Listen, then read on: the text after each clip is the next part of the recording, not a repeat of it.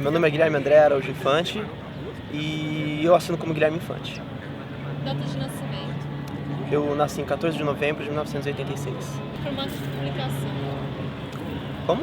Formato de publicação. Se você se publicou online, coisa assim? Se é impresso, Ah, tá. Então, eu desenho e pinto em papel, realmente, eu não faço arte digital. Aí eu digitalizo e publico online só, por enquanto. Qual foi o primeiro quadrinho e o ano? Que eu criei? O primeiro quadrinho foi do Capirotinho, foi uma tirinha do Capirotinho. Eu publiquei na minha página pessoal, antes de criar uma página própria para ele, e foi em agosto do ano passado, tem cerca de 9 meses. E o último quadrinho e o ano? O último foi hoje, meio-dia, como é publicação online, então os posts são diários, então foi hoje. E quantos já foram publicados no total? Como são charges, são pequenas tirinhas, devo ter em torno de 700 já publicadas. Qual é o material que tu usa? Eu faço a pintura com nanquim e aquarela ou lápis de cor em cima de papel canson, de uma dramaturgia um pouco mais alta. Eu queria que tu falasse das tuas referências, assim, que te inspira de modo geral na tua produção. Então, cinema, música, enfim. É complicado, se eu citar alguns nomes específicos para referência, eu posso deixar de fora tantos outros. Então, eu costumo pensar, ou gosto de pensar, que eu me baseio no cotidiano.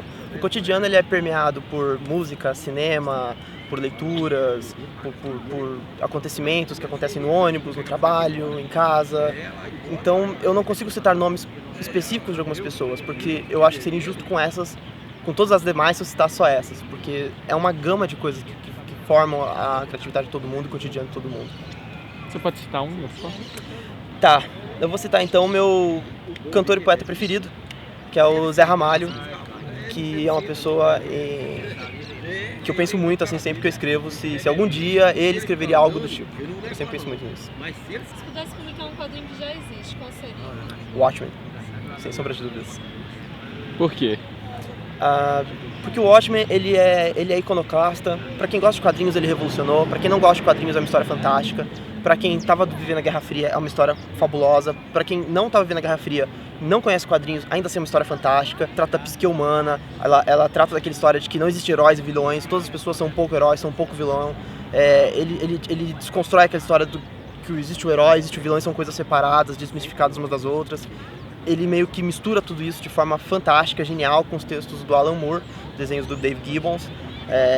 Tudo ali é muito bem pensado, não é à toa que ele é chamado de Bíblia dos Quadrinhos, e eu acho que por isso seria uma honra pra mim um dia ter feito isso. Além de quadrinhos, o que você sabe fazer mais?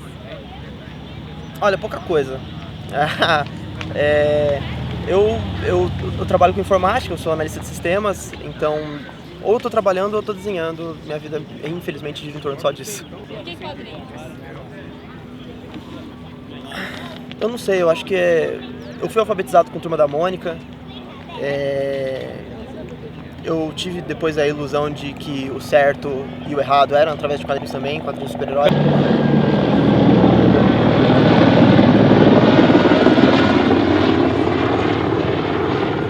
Então, eu fui alfabetizado com quadrinhos. Foram os quadrinhos que me deram a noção de certo e errado. Depois foram os quadrinhos que me desmistificaram que não existe só o certo e errado, e que todas as pessoas são um pouco de ambos.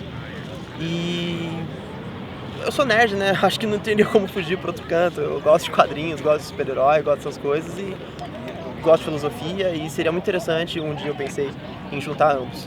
Aí deu isso. Você já teve algum problema com os personagens? Já. Não chegaram a ser problemas legais, mas foram alguns problemas sociais. Família, que eu sou de uma família cristã, então família teve muito problema com isso, porque desaprovava o conteúdo que eu escrevo. Colegas que se sentiram pessoalmente atingidos por alguma tirinha que eu escrevi, alguma coisa que eu escrevi. Algumas pessoas, na internet é um lugar público, então você está aberto à visualização de todos. Então, pessoas que não concordaram e que tentaram reagir de forma até agressiva. Pessoalmente, fisicamente eu nunca tive problema nenhuma, judicialmente também não. Mas já recebi críticas muito negativas, assim, de pessoas que eu não queria ter recebido esse tipo de crítica e talvez não tenham entendido o que eu fiz. Como que é a sua formação, assim, para fazer isso? Você fez desenho? Ele é seu primeiro desenho? Como que é? Eu queria que você contasse isso. Então, eu nunca fiz curso de desenho, é uma coisa que inclusive eu estou procurando fazer para tentar melhorar. Eu nunca havia desenhado na vida, nunca tive hábito de desenhar. Aí um belo dia eu estava com insônia, falei, não, vou tentar fazer alguma coisa aqui e fiz, e foi o primeiro lá em agosto do ano passado. E desde então eu tenho estudado, tenho pesquisado, tenho treinado para tentar melhorar um pouquinho o que eu faço, mas eu não tenho formação nenhuma artística assim, não. Eu pretendo fazer sequências com uma ideias desenrolando, né? Desenrolar ideias entre dois personagens com pontos de vista diferentes, traçar diálogos, com um plano de fundo de uma história, de um lapso de roteiro, enfim, mas assim uma história. Eu pretendo sim. Hoje em dia eu não faço isso porque eu acredito que tecnicamente eu não esteja apto para desenhar esse tipo de coisa. Por isso que eu estou tentando evoluir, tentando estudar, tentando melhorar nesse sentido, para que eu possa, em breve, conseguir tirar isso do papel e passar tirar isso dos planos e passar pro papel. Você pensa nessa estratégia de cativar as pessoas com o personagem único? Porque eu digo assim, por exemplo, o Snoopy, vamos dar um exemplo. Até o Calvin e Haroldo. Calvin e Haroldo e tal.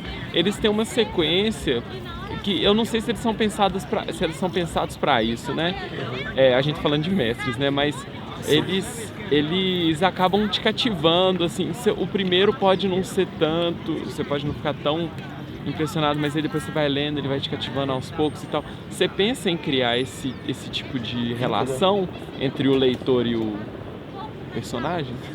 Eu penso, eu tentei criar um personagem relativamente fofinho e tal, justamente para que, do ponto de vista dele, algumas coisas que seriam muito cruéis se eu falasse, se tornem mais aceitáveis e as pessoas consigam pensar sem manter aquele conceito de uma pessoa que está falando, vamos bater de frente. A minha ideia é justamente essa, é tentar deixar o personagem mais, sei lá, cativante ou empático possível, para que as pessoas possam dialogar com ele sem você já receber uma informação com pedras na mão, porque é uma pessoa que está falando, quando na realidade não é simplesmente um desenho, então se torna uma coisa relativamente infantil, falando uma coisa séria, então tira um pouco dessa agressividade pré-estabelecida quando você recebe um conselho de alguém ou alguma informação de alguém.